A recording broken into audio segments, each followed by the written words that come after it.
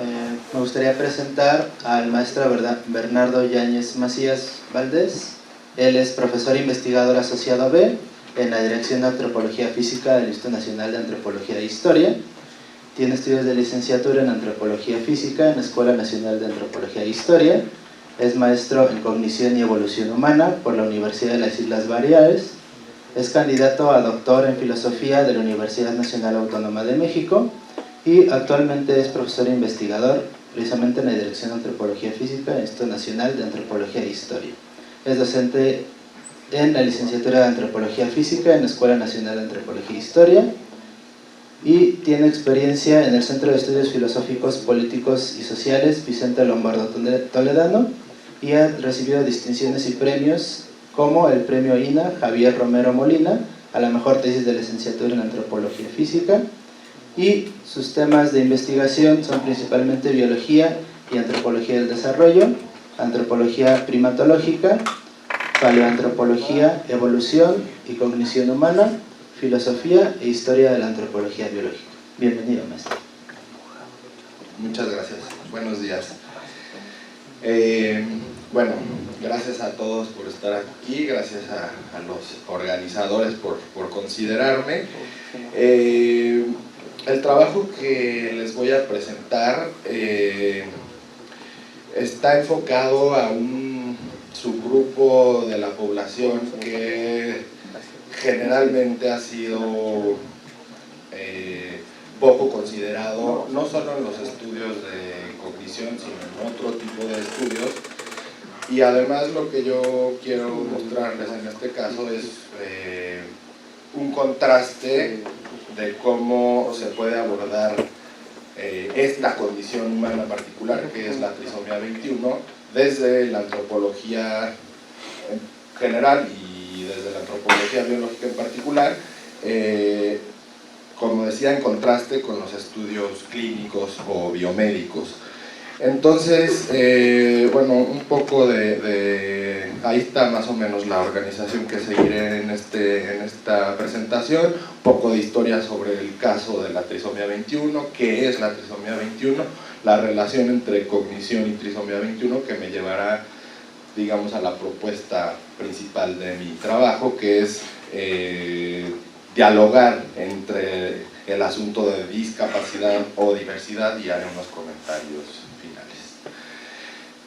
La trisomía 21, también conocida como síndrome de Down, fue descrita en 1866 por el médico británico John Langdon Down, aunque en realidad hay mucha evidencia de que es una condición que se ha presentado en nuestra especie desde tiempos inmemoriales. Ahora les presentaré algunas evidencias al respecto. Es curioso además también que aunque en 1866 se describe el síndrome, el conjunto de características que comparten estos individuos, fue casi un siglo después que se pudo determinar cuál era la causa orgánica precisa de este síndrome, que es la triplicación de la célula, de la triplicación del cromosoma 21 de las células. Como ustedes pueden ver, hay diferentes tipos de evidencia que marcan la idea de que esta condición humana estuvo presente desde hace mucho tiempo. Aquí en la primera imagen ustedes pueden ver un enterramiento en un yacimiento en Francia, de una temporalidad del siglo V o VI después de Cristo, con claros rasgos de trisomía 21, que un poco más adelante les pondré en la pantalla para que puedan saber a qué me refiero. El caso de la figurilla tolteca de unos 500, aproximadamente del año 500 después de Cristo, también parece ser que muestra estos rasgos faciales que presentan las personas con trisomía 21. Durante la Edad Media también hubo una serie de manifestaciones artísticas en donde están representados también algunos de los rasgos, o al menos eso podemos inferir.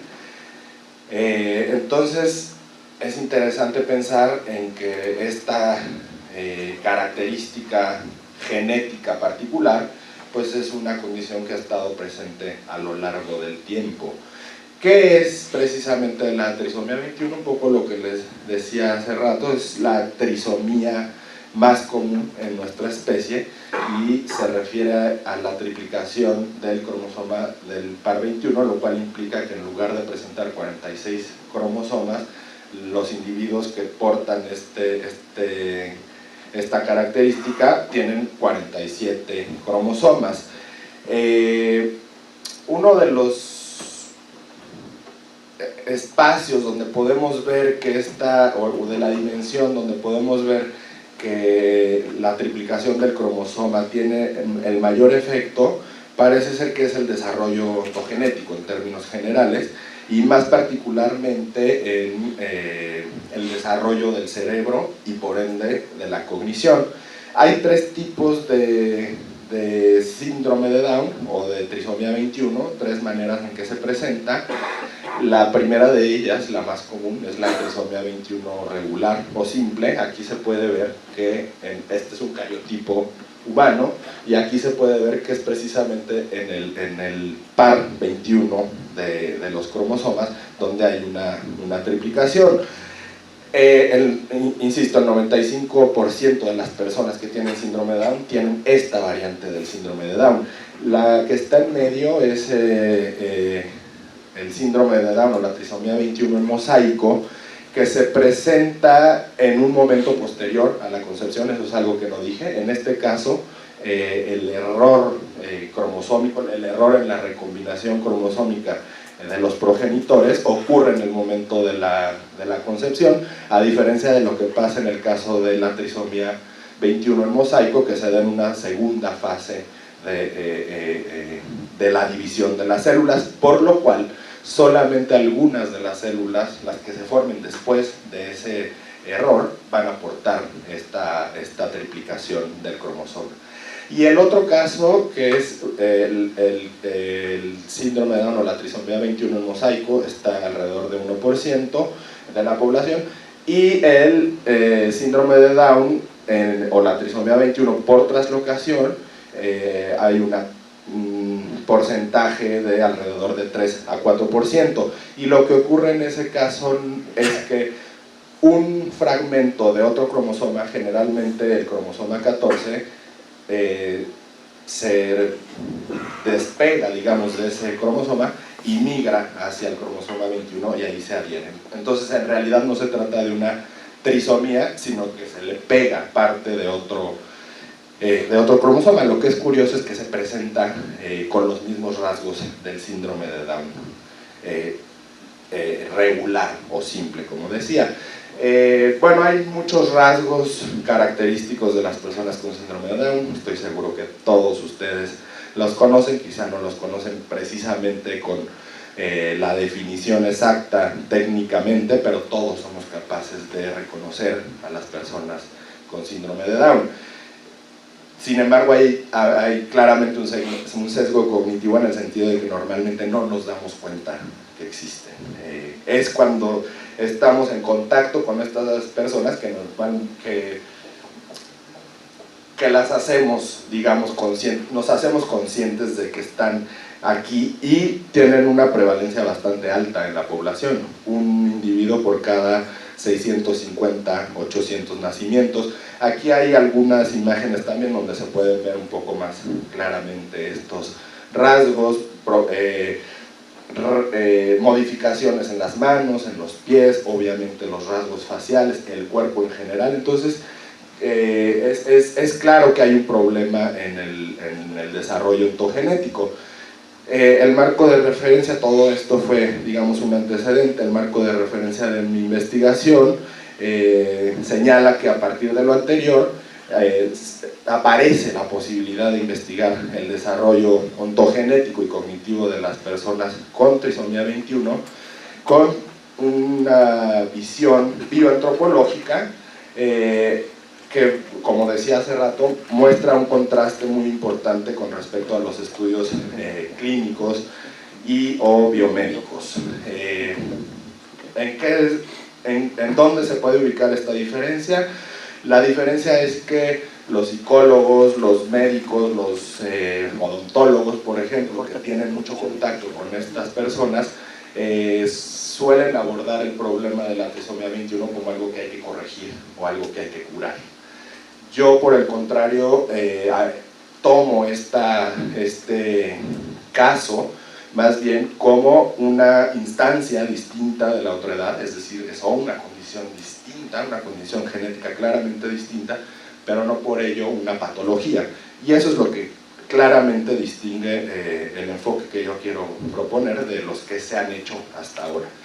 Y hay que decir que desde la antropología en general y desde la antropología biológica en particular, el tema ha quedado realmente en un segundo plano, por lo cual pienso que este es un proyecto pues original y además necesario, ¿no?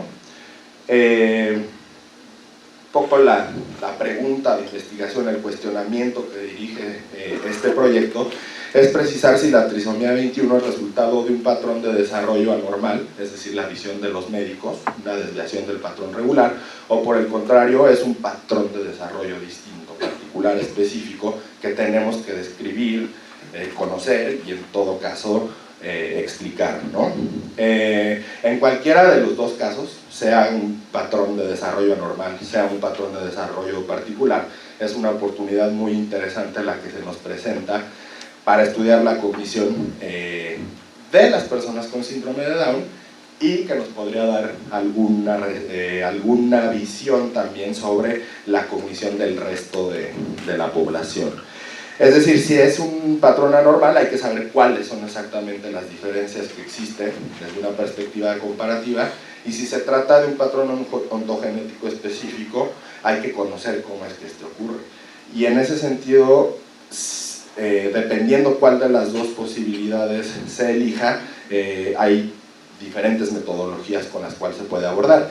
Claramente ahí se ve que si es el primero, si es el enfoque biomédico, hay una perspectiva comparativa, se compara la población regular con la población con síndrome de Down, y lo que yo propongo no es utilizar el método comparativo, sino más bien conocer a la población, al subgrupo poblacional de las personas con síndrome de Down, independientemente del resto de la población.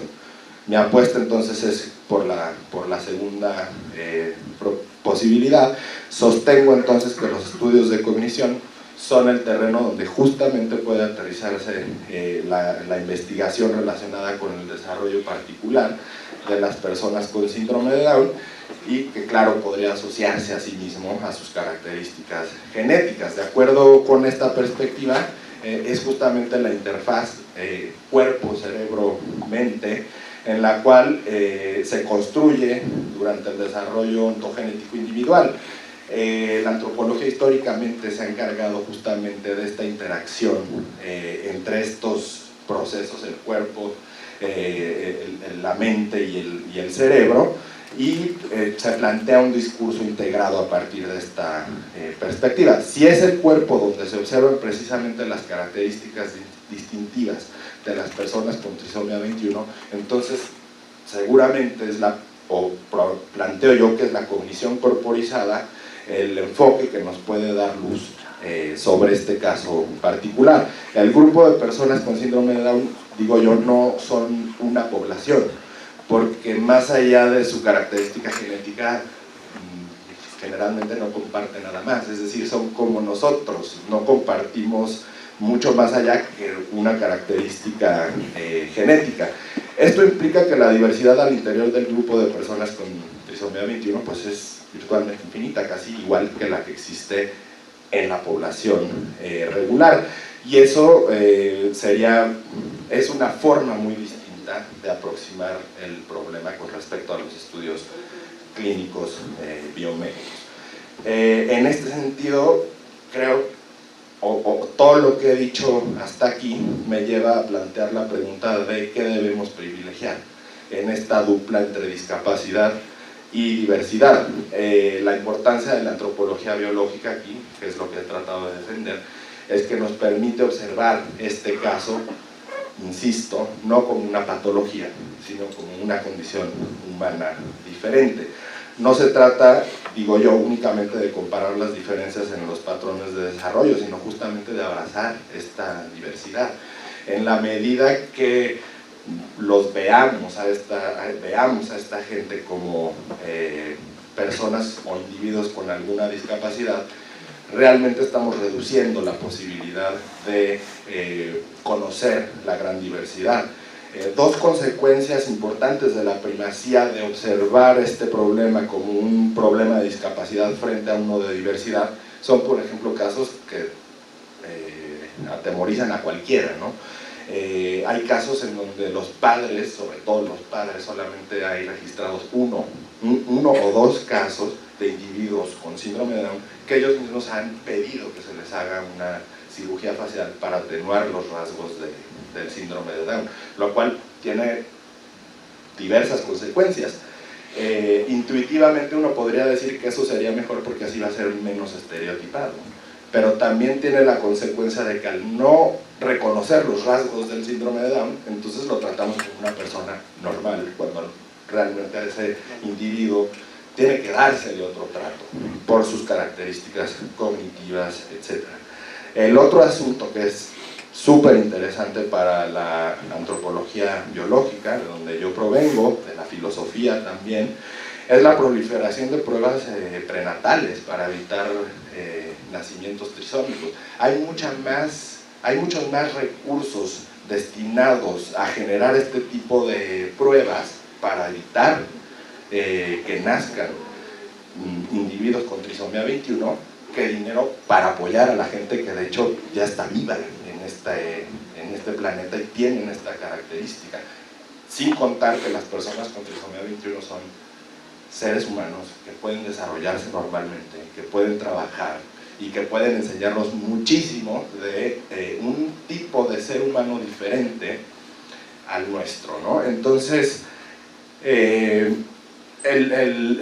la investigación en este sentido, dirigido a esta línea, realmente está empezando, al menos desde este enfoque que yo estoy proponiendo, por lo cual realmente no hay resultados ya que se puedan presentar, sino realmente es proponer un enfoque distinto, un enfoque innovador, y eso es lo que yo quería compartir. Muchas gracias.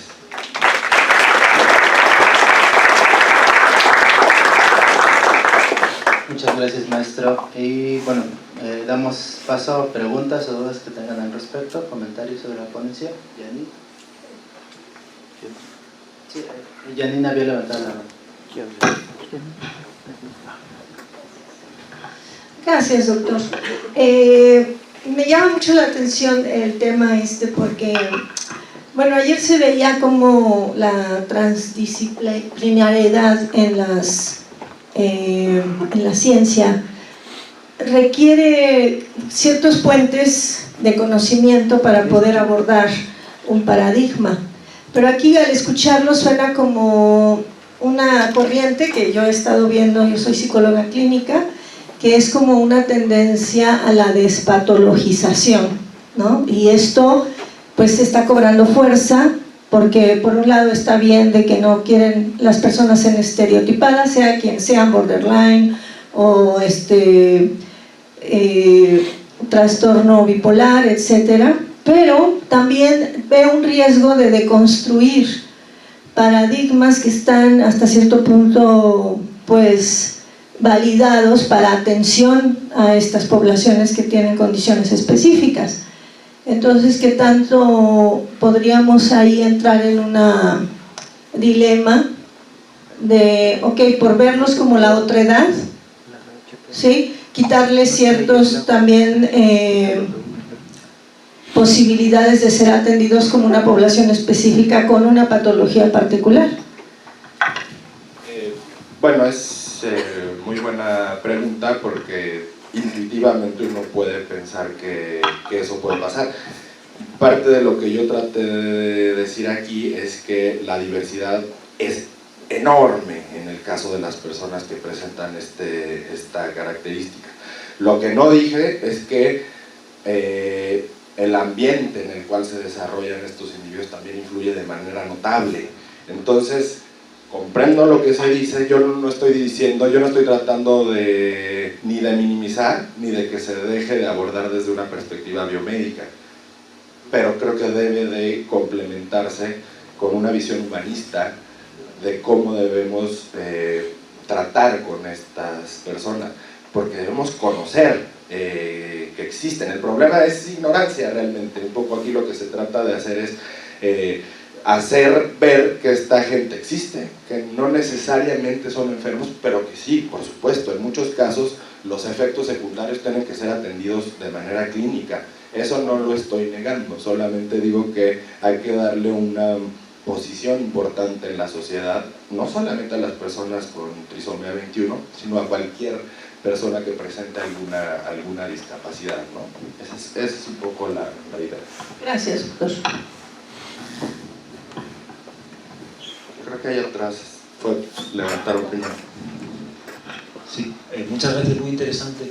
En línea con esta pregunta, a mí me gustaría preguntarte un poco acerca de qué tipo de consideraciones. Hay una invitación a conocer, que creo que tienes toda la razón con buenos argumentos, pero la diferencia entre discapacidad y tratarlo como una discapacidad o tratarlo como una diversidad no puede ser simplemente una cuestión del uso del término, sino que hay un poco detrás. Me preocupan, por ejemplo, cuestiones políticas. Si es una discapacidad, el tratamiento va a ser distinto, pueda ser distinto a que si lo entendemos como una diversidad, y para eso las palabras importan. Y también otra cosa que no has mencionado es cómo los propios sujetos consideran esa condición. O sea, la perspectiva que ellos tienen, y si me podrías decir algo. Todo eso es muy interesante. Sería un poco la misma respuesta. Yo creo que en esta dupla que yo he presentado así como una dicotomía, que quizá no sea una dicotomía discapacidad-diversidad, sino es más bien, como dice un poco por ahí en algún lugar, es la primacía, ¿no? Si la primacía es observar a esta gente desde la perspectiva de la discapacidad, entonces la diversidad se deshincha, por decirlo de alguna manera, ¿no? Si tratamos de comprender mejor la relación que hay entre estas dos formas de ver la condición del síndrome de Down, me parece que sería más adecuado. Comprendo las inquietudes, pero el caso español justamente demuestra que la integración, la inclusión y un tratamiento distinto a las personas con trisomía 21 prácticamente normaliza la condición humana de ellos, ¿no? Y lo otro es muy importante, es el objetivo más ambicioso de mi proyecto. Los médicos normalmente no escuchan a los pacientes para saber la parte fenomenológica. Por supuesto que ese es mi interés más insisto, más ambicioso, pero como hay muy poco hecho, hay que empezar de cero. Yo estoy trabajando con un grupo de niños con trisomía 21 y mi idea es darles un seguimiento de años para comprender mejor cómo se desarrollan, para tener datos para poder hablar de este tema, y datos que se han recabado de una manera distinta, partiendo de una premisa distinta a la de los médicos. Insisto, no se trata de decir este es mejor enfoque, sino es un enfoque complementario para una visión más amplia, más interdisciplinar, ¿no? Sí, muchas gracias, Bernardo. Yo he tenido miembros muy cercanos en mi familia con síndrome de Down. Mi hermana en Guadalajara dirige, no sé si sea el primero, pero es un centro de reinserción o de inserción laboral para personas con, le llaman ellos, discapacidad intelectual. Y lo que veo aquí en tu presentación es una tensión que quizás sea inevitable en este contexto para abordar este asunto. Sin embargo, me parece que hay algo de un falso dilema, siguiendo un poquito con las preguntas anteriores, en donde quizás nos toque encontrar nuevos conceptos para no fraguar necesariamente en estos términos de esto versus esto, ¿no?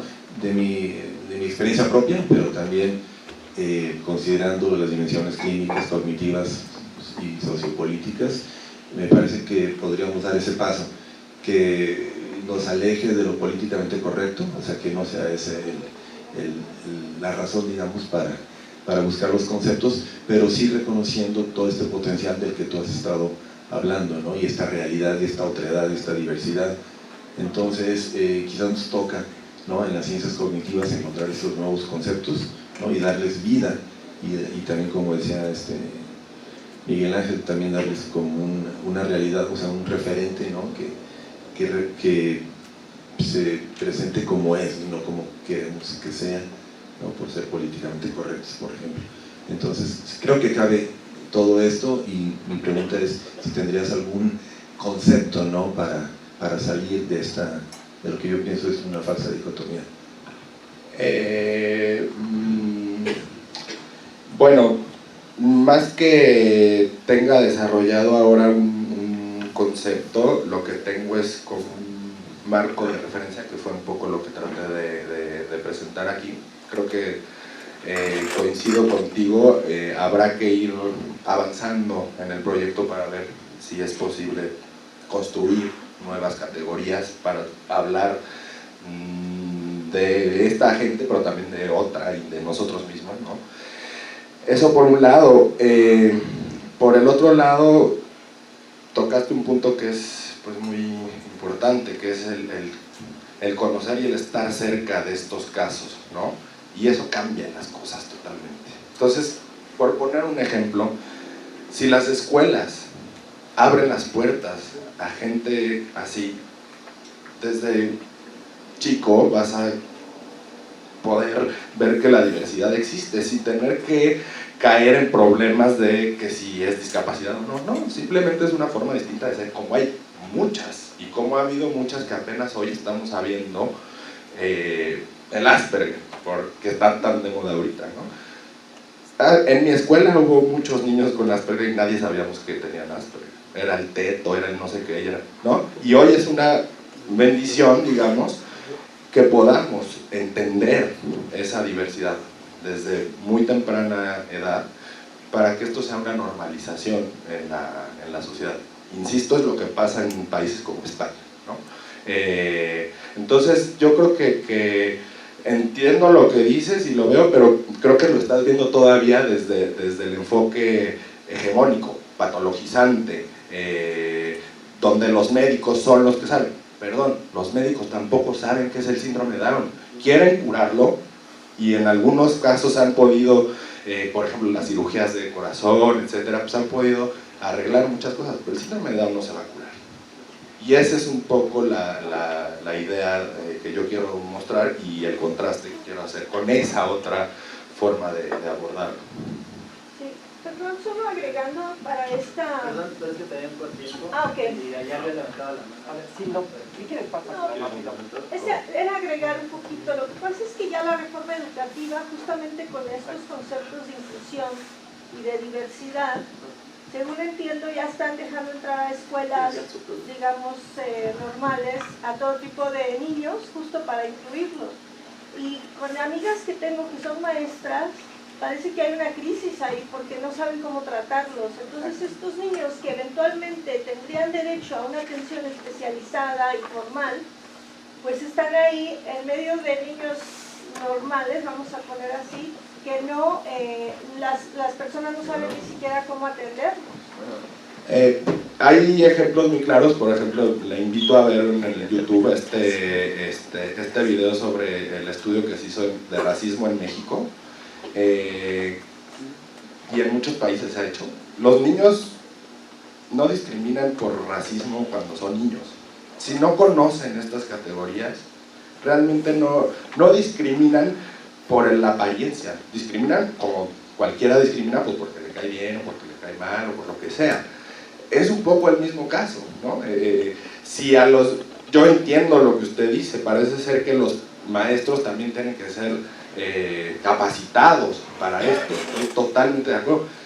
Yo no creo que los niños tengan problemas, los niños, como usted dice, normales, no creo que tengan problemas para aceptar a un niño diferente a ellos. De hecho, me ha tocado verlo, y realmente El problema, diría yo, ha sido tener estas escuelas tradicionales en donde lo diferente no entra, ¿no? Es decir, la tendencia hacia la unidad, ahí sí, en vez de abrazar la gran diversidad, ¿no? En fin, muchas gracias. Gracias, maestro.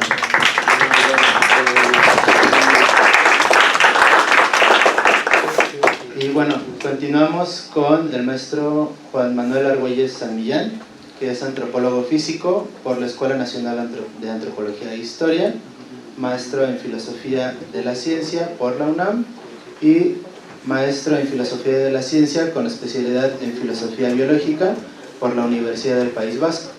Actualmente es profesor investigador de tiempo completo en la Dirección de Antropología Física del INA, donde imparte las materias de teorías evolutivas y de paleoantropología y prehistoria en la licenciatura de ontogenia y filogenia y sistemática y evolución de la cognición humana en el posgrado de la ENA. Fue subdirector de la división de posgrado en dicha escuela y presidente de la Asociación Mexicana de Antropología Biológica. Actualmente es director de Antropología Física del Instituto Nacional de Antropología e Historia. Maestro Juan Manuel Argüelles, bienvenido. Muchas gracias. Muy buenos días a todos. Le quiero agradecer desde luego a los organizadores de este evento y a toda la gente involucrada en la organización, además pues por la invitación y la confianza.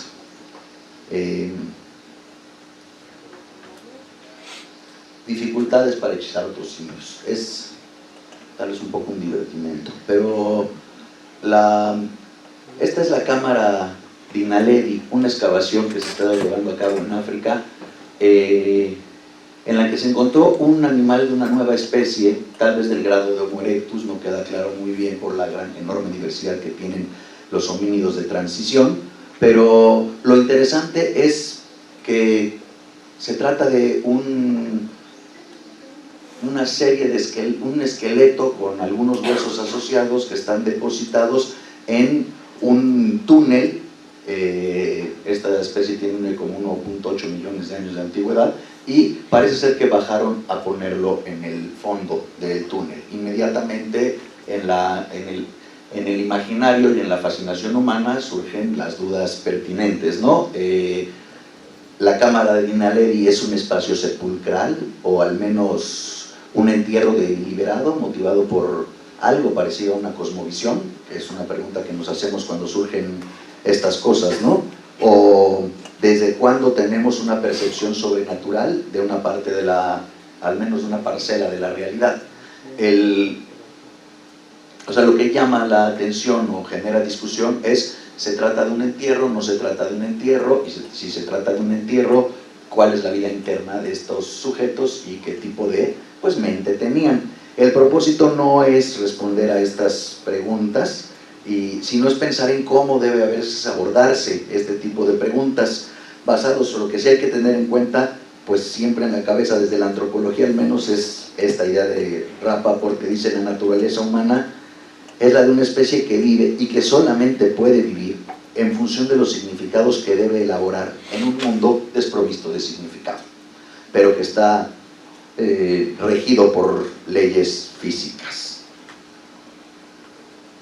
Y otra buena pregunta, que esa nos toca a los que somos de mi disciplina: ¿qué puede decir al respecto la antropología biológica? O mejor, ¿qué evidencia indirecta cabe derivar de la anatomía evolutiva? Me gustó mucho que la doctora Pilar Chiappa haya mencionado estos estudios que se han hecho de la inteligencia social y el tamaño del cerebro, porque el sentido común, tenemos razón, nos ha llevado a relacionar el cerebro con la cognición con las herramientas, ya hemos hecho bastantes estudios al respecto de eso. A mí me gusta preguntarme qué dice el esqueleto postcraneal, es decir, si le quito el cráneo a un esqueleto, si le quito el cerebro a un cuerpo humano y analizo ese cuerpo humano, ¿puede decirme algo de la cognición y del comportamiento? Pienso que mucho.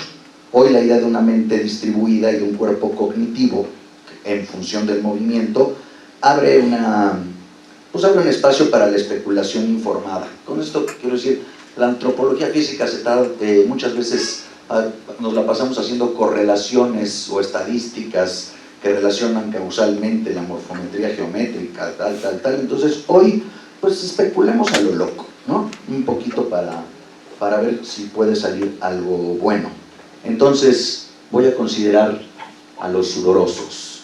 Homo naledi tiene las piernas largas como nosotros y tiene otras cosas que son muy parecidas a nosotros. Los Homo erectus, si tú te encuentras a un Homo erectus en el metro, por decir que se traigan del pasado, sí dirías qué persona tan distinta, pero no te animarías tal vez a pensar que se trata de otra especie. ¿Qué dice entonces el esqueleto postcraneal? Pues que éramos cazadores recolectores. Hoy en día, cada vez en clases, siempre uno tiene que decir, que hacer alusión al respeto que siente por la religión, porque cuando hablamos de evolución humana hablamos de religión, o de género, porque cuando hablamos de división de género hay que decirlo. Pero últimamente hay que incluir, por las discusiones que hay entre veganismo y vida carnívora, cosas éticas que nos involucran a todos, que cuando se habla de comida, pues lo hablo con respeto para todas las ideologías al respecto de, ¿no? Pero lo que es cierto es que, o sea, un gran problema que enfrenta un cazador-recolector cuando pensamos en la evolución por comer carne, es que para comer carne hay que perseguirla en el Pleistoceno. Es decir, más que estar pensando en la fisiología y qué cambios hay que pensar un poquito que comer carne implica perseguir a la carne, al menos, repito, en el Pleistoceno. Pero hoy en día hay cazadores-recolectores que siguen haciéndolo. Y a veces cuando vemos un diorama en donde vemos la caza-recolección, lo que vemos es una escena en la que está un mamut generalmente y unos valientes personas alrededor provistos con lanzas que están atacándolo y que salen heridos y que es una actividad muy fuerte. Pero la caza que realizaban antes de los arcos y las flechas se llama caza de persistencia.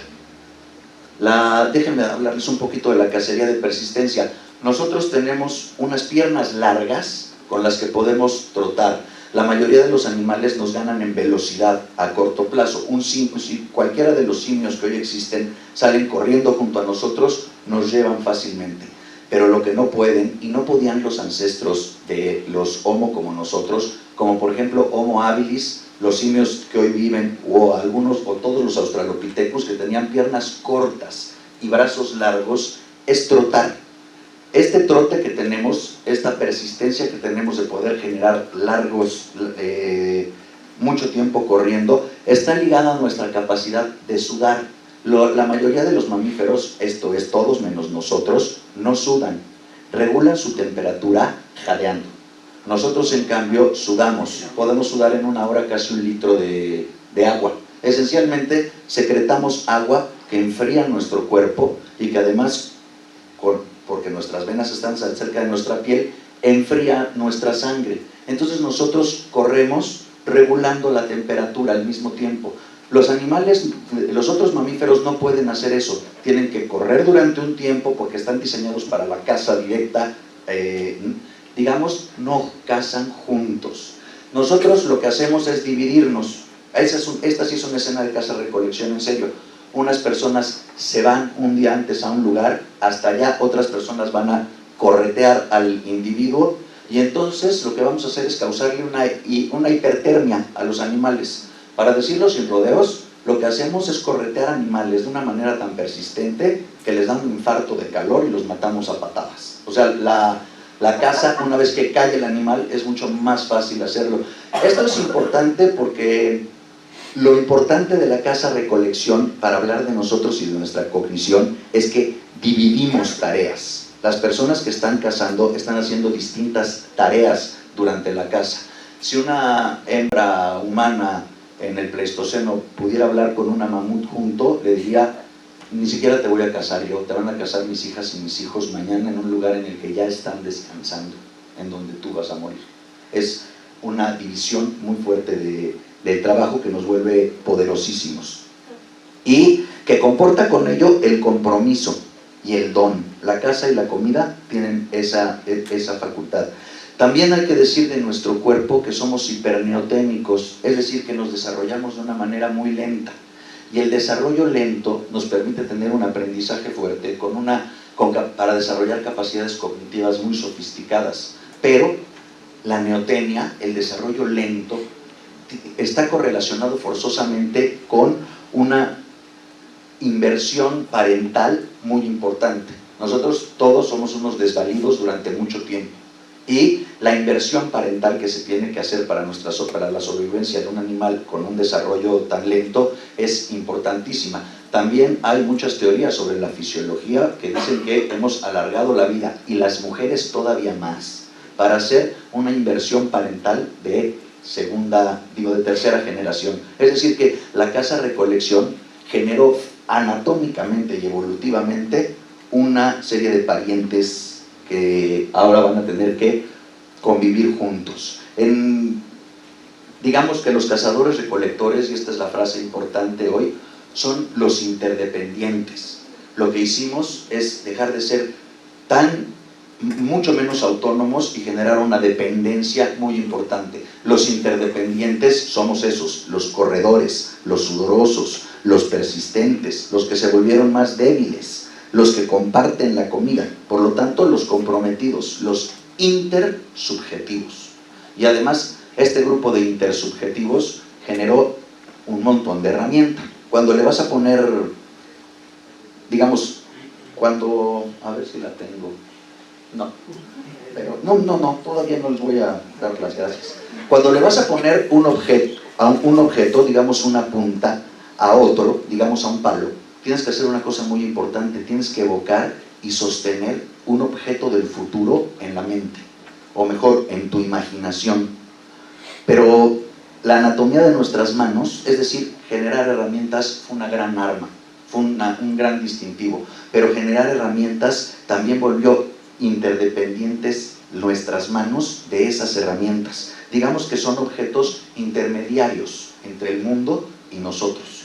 Los chimpancés sí es verdad que usan herramientas para muchas cosas, pero nosotros tenemos unas manos que indican claramente que procesamos después de cazar los alimentos ahí mismo, y que lo hacemos con herramientas. Si alguien ha tratado de descuartizar a un animal sin herramienta, cosa que espero que no hayan hecho nunca, pero si lo tratasen, verían que es muy difícil, incluso con herramientas. A los estudiantes se tardan en aprender con herramientas a poder procesar a un animal. Entonces, somos los intersubjetivos, y vean cómo casi toda nuestra intersubjetividad tiene que ver con el control de nuestras emociones y la lectura y la predicción del comportamiento de los demás.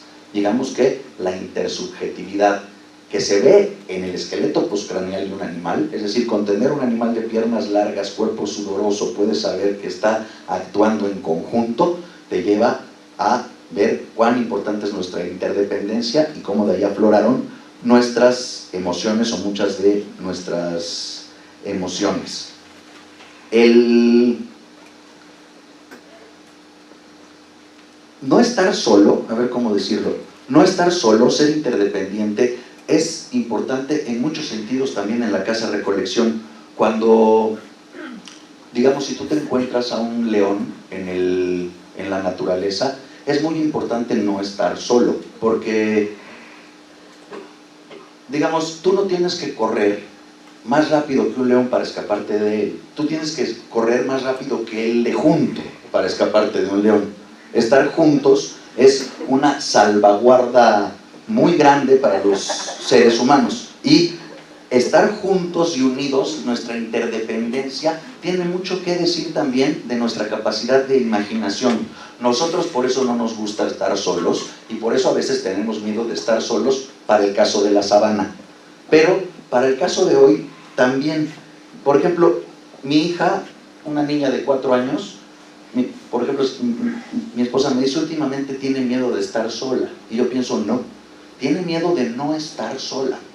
Es decir, cuando tú dejas a un niño solo, de lo que tiene miedo es de no estar solo, de que ahí haya algo, alguien, una cosa que tomamos de nuestra imaginación y que tiene que ver con nuestra interdependencia. Nos gusta estar protegidos juntos. Tal vez las piernas y las manos de Homo naledi hablan más de su comportamiento y sus propiedades cognitivas que todos los módulos y tejidos cerebrales en los que a veces buscamos las respuestas adecuadas. Tal vez la razón por la que no podemos hechizar a otros simios es porque tienen las piernas muy cortas. Muchas gracias por su atención.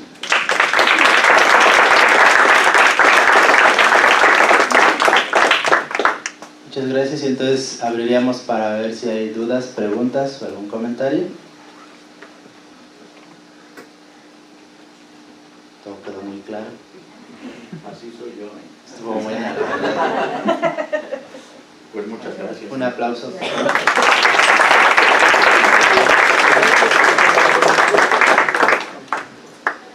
Y bueno, finalmente me gustaría presentar a la doctora Itzel Aquino, que es egresada de la Facultad de Psicología y actualmente está especializándose en el área de psicobiología y neurociencias. Realiza un doctorado en neurociencias de la conducta en la misma facultad y su investigación tiene particular interés en la cognición social de los primates no humanos. Ha trabajado con especies en cautiverio y en libertad, de las cuales se pueden nombrar gorilas, macacos cola de muñón, mono araña y mono capuchino. Bienvenida, doctora. Bueno, muchas gracias. Bueno, vamos a empezar con este trabajo que realicé para la licenciatura, que tiene que ver con la teoría de la mente en macacos cola de muñón. Pero primero quisiera, bueno, como ya mencionó la doctora Pilar, pues precisamente es muy importante para saber cómo es que se desarrollan estas habilidades cognitivas en los humanos, pues poner atención a las especies que están más relacionadas con nosotros, que son los primates no humanos. Y yo pongo especial atención a las habilidades cognitivas sociales. ¿Por qué? Porque son las habilidades que nos dan más, que tienen más conductas complejas y que además van acompañadas en su evolución del incremento del tamaño del desarrollo del tamaño de la corteza y del desarrollo de la vida en grupo. La vida en grupo requiere que haya ciertas competencias para que nosotros podamos sobrevivir, no solamente para que podamos convivir, como dice el doctor, que precisamente necesitamos competencias en las cuales por alimento, por pareja, etcétera, etcétera. Entonces, vamos a empezar con definir lo que es la teoría de la mente. Dentro de las habilidades cognitivas sociales hay diferentes aspectos, pero en este caso la teoría de la mente se refiere a las habilidades para atribuir estados mentales a otros. Estos estados mentales pueden ser, o la teoría de la mente tiene diferentes componentes que son el seguimiento de mirada, la toma de perspectiva, la lectura atencional, compresión de intenciones y la falsa creencia. Por cuestiones de tiempo no voy a explicar todas, pero me voy a enfocar en la toma de perspectiva, la cual es la atribución de las percepciones a otros individuos. En este caso, nosotros los primates somos muy visuales y por eso nos vamos a enfocar a la cuestión visual. Sin embargo, pueden ser percepciones de otro tipo, las cuales pueden ser olfativas o en otros contextos. En este caso se definen dos niveles. El primer nivel es la capacidad de discernir lo que otro individuo puede o no percibir desde el punto de vista. Simplemente si lo ve o no lo ve y nada más. Y en el nivel 2, que es una habilidad más compleja porque requiere de una representación mental. Entonces también es más difícil investigarla porque pues con nosotros los humanos pues tenemos este reporte con el lenguaje y podemos investigarlo de esta manera, pero con los primates pues no tenemos eso, ¿no? Entonces,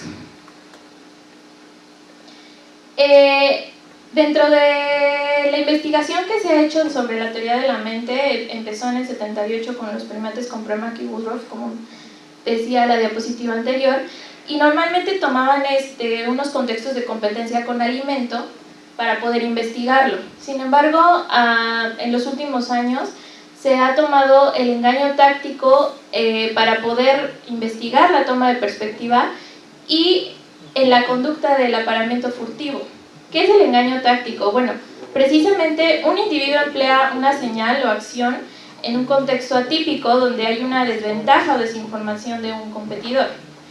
Y hay diferentes estrategias conductuales con las cuales se puede ver un engaño táctico e incluso hay diferentes niveles en los cuales los más básicos se pueden simplemente explicar por condicionamiento operante. Y hay otras estrategias más complejas, las cuales no se pueden explicar simplemente por este condicionamiento operante. La toma de perspectiva viene en estos niveles, son 6 estrategias las que describe Overdoing de Vries en el 2015, pero dentro de estas estrategias, digamos en un nivel medio, está lo que es la toma de perspectiva, porque para poder tener un engaño táctico tenemos que discriminar lo que el individuo puede o no ver. Y en el caso del apareamiento furtivo, bueno, la cuestión es esconderse durante las interacciones sociosexuales. ¿Por qué? Porque hay una competencia por las hembras. En este caso, lo que se ha investigado en la toma de perspectiva en primates no humanos, la mayoría de estas investigaciones se han hecho en chimpancés, pero yo me quiero enfocar precisamente qué se ha hecho en macacos y en monos. Y en este caso, en macacos, Overdoing y de Vries hizo esta investigación de engaño táctico en macacos rhesus y en macacos fascicularis, que es lo que me quiero enfocar.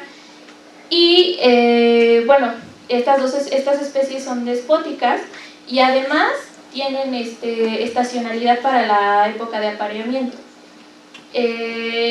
Y en el caso de los monos bueno, lo que se ha visto aparte de este contexto de apareamiento es que sí son sensibles al estado atencional y que además, aparte de que no han podido, por cuestiones del método, saber si precisamente los monos capuchino tienen esta toma de perspectiva, pero porque realmente se explica más como una lectura conductual la que hacen para poder tomar decisiones de si, por ejemplo, de si acercarse a un recurso o no. Entonces, vamos a pasar a los macacos cola de muñón. Como les dije, los macacos rhesus, los fascicularis y los de cola de muñón tienen mucha relación. Sin embargo, la dinámica conductual que ellos tienen y la dinámica sexual que ellos tienen es diferente. Como les dije, los rhesus tienen estacionalidad. Los macacos de cola de muñón también, pero no en cautiverio. Y además estos también viven en grupo, en una jerarquía establecida, no son tan déspotas como los macacos rhesus, y estos son muy activos en su conducta sexual, mucho más que los fascicularis y los rhesus, y además los machos dominantes sí monopolizan las oportunidades de apareamiento con las hembras, y normalmente si ven a un subordinado aparearse con una hembra, pues detiene la cópula y hay agresiones hacia una o ambas partes de esta interacción. Entonces, ¿cuál fue el objetivo de este trabajo? Fue saber si el nivel 1 de la toma de perspectiva es una habilidad que utilizan estos macacos para poder saber si pueden acceder a la hembra o no de los machos. Y para esto tuvimos que determinar la jerarquía de esta tropa, conocer si estas interacciones eran más frecuentes cuando no los veía el macho alfa y además saber si ellos monitoreaban esta presencia del macho alfa. Se hizo este trabajo en una colonia de macacos que está en el Instituto Nacional de Psiquiatría y en ese momento era el 2016 y había de adultos había 9 machos y 14 hembras, había un macho juvenil y había 2 machos infantes y una hembra. Bueno, lo que yo les quería presentar es la estructura de las jaulas. Nos da una ventaja para poder hacer estas observaciones porque el recinto está dividido en 4 secciones, las cuales están divididas por muros y solamente hay una ventanilla que me parece que hasta acá se puede ver, donde hay un acceso visual de una sección a otra. Entonces, mi predicción es que ellos van a elegir tener estas interacciones sexuales en las jaulas diferentes, en una jaula diferente a la del macho alfa. Como pueden ver, estas son las 4 secciones y se registraron las interacciones agonísticas para poder determinar la jerarquía de los machos y se videograbaron estas interacciones sociosexuales tomando en cuenta tanto si estaba en la misma sección el macho alfa o no, y además, como les comenté, estas puertecillas se pueden cerrar y al momento de cerrarlas ya no hay paso visual y ya no hay libre acceso a las siguientes jaulas, por lo tanto esperaría que hubiera más interacciones cuando las jaulas están cerradas, ¿no? Entonces, les voy a enseñar un ejemplo. En este caso aquí tenemos 3 machos. Este es el macho beta, y esta es una hembra, y esta también es una hembra. Y quiero que pongan atención y vean, en este caso es la cuarta jaula, como lo muestro acá, y de este lado está la ventanilla. Y si se dan cuenta, está viendo hacia esta ventanilla. Como ellos están en la jaula 4, entonces el macho alfa debe estar en alguna de estas 3 jaulas. Y entonces la única entrada que hay para esa cuarta jaula es esta parte. Entonces les voy a enseñar el video. O sea, pone atención a la ventanilla y llama a la hembra, y aparte bajan, no se quedan allá arriba, bajan a donde el acceso visual pues no es tan obvio. Y bueno, ahí empieza esta cuestión de apareamiento. Y después de algunos minutos, como vamos a ver después, el macho alfa llega, ahorita lo vamos a ver. Ellos, digo, están en lo suyo, ¿no? Y después de unos minutos, el macho alfa llega, exactamente, llega, los interrumpe, y pues ¿qué hace el macho beta? Mejor me voy. Entonces, ahora quiero que pongan atención a este macho. Este macho está viendo hacia la puerta y aparte está viendo a este macho beta. Este macho es más subordinado que este. Se da cuenta que este macho se va abajo, dice, bueno, está ocupado, vamos a ver qué hacemos. Uy, ¿qué es esto? Y se acerca a la hembra, ahorita lo vamos a ver. O sea, ve a la puerta y ve aparte al macho beta, y se acerca y empieza otra interacción sociosexual con esta hembra. No la monta, pero esta es una conducta sexual. Ese es un ejemplo de lo que registramos. Bueno, estos son los análisis estadísticos que hicimos. Me los voy a saltar para poder mostrarles los resultados. Entonces, ¿qué fue lo que obtuvimos? Con respecto a la jerarquía, vemos que es una jerarquía bien establecida, donde el macho alfa domina a todos los demás machos, el macho beta domina a todos los machos subsiguientes, excepto al alfa, y nos vamos en escalerita. Entonces, a pesar de que es una especie que no es tan despótica, bueno, este grupo parece que sí lo es. ¿Y qué vemos? Bueno, vamos a ver de las interacciones. Sí, se vio que hay un mayor número de interacciones sociosexuales en ausencia del macho alfa en la misma jaula que en presencia. Y de hecho estas interacciones que fueron en presencia se pueden explicar porque el macho alfa estaba o haciendo una interacción sociosexual en la misma jaula, o simplemente fue una conducta, como ahorita o una conducta de inspección de genitales, como los había mostrado en el ejemplo anterior. Y con respecto a las puertas, se puede ver que cuando las puertas estaban cerradas, hubo más interacciones que cuando estaban abiertas, y sigue la misma tendencia en ausencia del macho alfa. Aquí podemos ver todos los machos de la tropa, empezando por el macho beta, que sería este, y el macho más periférico, y podemos ver cómo él tiene más interacciones, a mayor jerarquía, más interacciones sociosexuales que los machos más periféricos, y de hecho se obtuvo una correlación que fue significativa con respecto a estas interacciones. Además, bueno, como ya les comentaba, ¿qué es importante aparte de estas interacciones? Bueno, esta conducta de monitoreo. Realmente monitoreaban estas puertas, esa fue la conducta que nosotros estudiamos o que tomamos en cuenta como monitoreo.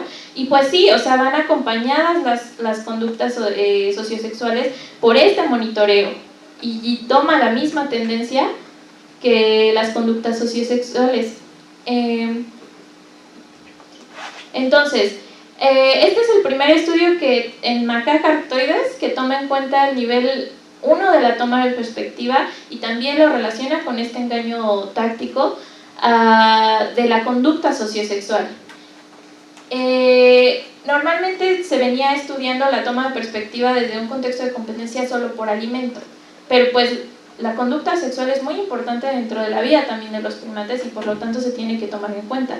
Aparte de que nos da la ventaja de que en un contexto de alimentos se venían estudiando solamente o querían utilizar humanos o experimentadores humanos para poder analizar estas habilidades cognitivas, y pues no, lo más importante es saber cómo ellos se están relacionando entre ellos mismos, ¿no? Y pues la conducta sexual es una herramienta bastante útil para estudiar esto.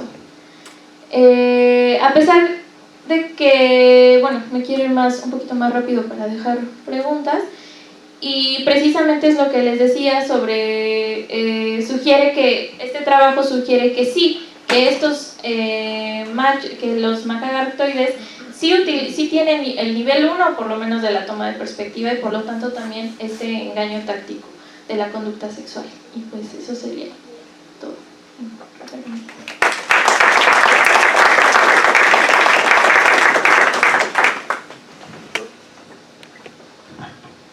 Tenemos una pregunta. Hola, gracias por presentar tu trabajo. ¿Quiénes no hemos pasado por el laboratorio ahí con Jairo, verdad? Tengo una pregunta y una pregunta comentario. El supuesto en el que basas el trabajo es que este engaño táctico depende de la evolución social. Pero la conducta sexual es previa a la evolución social. O sea, no necesariamente, o sea, muchas capacidades de los cerebros sociales han sido tomadas por la búsqueda del forrajeo, la búsqueda de alimento, la defensa del territorio y la conducta sexual. Entonces no es necesariamente que este engaño táctico, como lo presentas principalmente en conducta sexual, dependa de la evolución social. Ejemplo, los pájaros bobos, no sé si los conozcas, tienen apareamientos y cópulas furtivas, igualito, ¿no? Y siempre están atentos a que el macho no detecte que su pareja hembra tiene una cópula extra pareja con otro macho, porque si el macho tiene incertidumbre de la paternidad, entonces abandona la nidada, y no son animales que viven en organización social como los primates. Entonces creo que es importante considerar eso, que hay una presión de selección muy importante en ese sentido, que vale la pena considerar, no solo el comportamiento social. Sí, la vida en sociedad tiene ciertos elementos distintos, pero en ese caso el comportamiento sexual incluye este tipo de presiones que pueden favorecer esto, ¿no? Hay aspectos teóricos que sustentan el por qué las hembras o los machos buscan cópulas extrapareja, que no es necesario comentar, pero bueno, ese es un comentario, a ver si tienes alguna respuesta, una reacción sobre esto. Y la otra, en términos metodológicos, ¿qué tan subjetivo es que ustedes registren el hecho de que uno de los machos, el que va a hacer la cópula furtiva, mira o no la ventanita? Digo, creo que sí se entiende que tiene que estar vigilante para que no aparezca el macho, pero me refiero en términos metodológicos, ¿qué tan subjetivo es? Porque es difícil seguir la mirada en macacos, ¿no? No se ve la gerótida, ¿no? Entonces no estoy seguro cómo podrían registrarlo ustedes de manera confiable, o cómo lo hicieron, ¿no? Me imagino que con video, pero no estoy seguro cómo lo determinan con confiabilidad. Sí, bueno, como les comentaba al principio, precisamente me encantó cómo Verduin y De Vries explica lo que es en realidad el engaño táctico, donde hay verdaderamente una habilidad cognitiva compleja. ¿Por qué? Porque no solamente se puede explicar la conducta sexual a partir del condicionamiento operante, en el cual, bueno, en el caso de los peces, porque se ha visto también esta conducta, como bien dice, en peces y en aves. Sin embargo, hay otras estrategias conductuales que son las que nosotros tenemos que tomar en cuenta para saber si efectivamente es un engaño táctico. En este caso yo tomé en cuenta la conducta de monitoreo, que ahorita voy a la siguiente pregunta, pero han tomado otras estrategias, como son el uso de barreras visuales, para saber si ellos utilizan estas barreras, o saber, por ejemplo, qué distancia hay entre el macho, digamos, dominante y el macho que está copulando, o también toman en cuenta el efecto de la audiencia, saber ¿qué otros y es lo que precisamente estamos tratando de hacer también en este trabajo, es un análisis posterior de los otros individuos, cuál fue el efecto de los otros individuos dentro de la misma sección, ¿no? Si también inhibían estas conductas, ¿no? Eso por un lado. Entonces, todas esas pequeñas conductas que nosotros estamos midiendo de la distancia, de a lo mejor, en este caso quiero hacer también otro análisis posterior precisamente tomando en cuenta el nivel. Yo esperaría que tuvieran más interacciones sociosexuales abajo, que es donde ya hay mucho menos acceso visual porque la ventanilla está arriba que precisamente arriba, ¿no? Y entonces, si hay una discriminación, podemos decir que hay un engaño táctico, pero aparte hay una toma de perspectiva. Eso por un lado. Y por el otro lado, en este caso, lo ideal sería hacer un análisis de eye tracking, pero pues es un poco difícil. Exacto, si no tenemos el equipo adecuado, pero ahorita lo que hice fue no lo presenté, pero fue una confiabilidad interobservador para poder determinar si había monitoreo o no había monitoreo. Eso fue lo que ahorita nosotros utilizamos. ¿Vale? ¿Tú mismo registraste? Sí, yo y otra persona. Sí. No sé, ¿otra pregunta?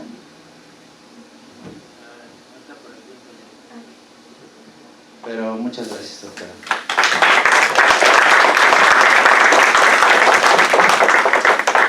Bueno, entonces cerraríamos esta actividad y les invito a que puedan pasar ahorita con la cuestión de los pósters para que puedan ver algunas de las investigaciones. Muchas gracias.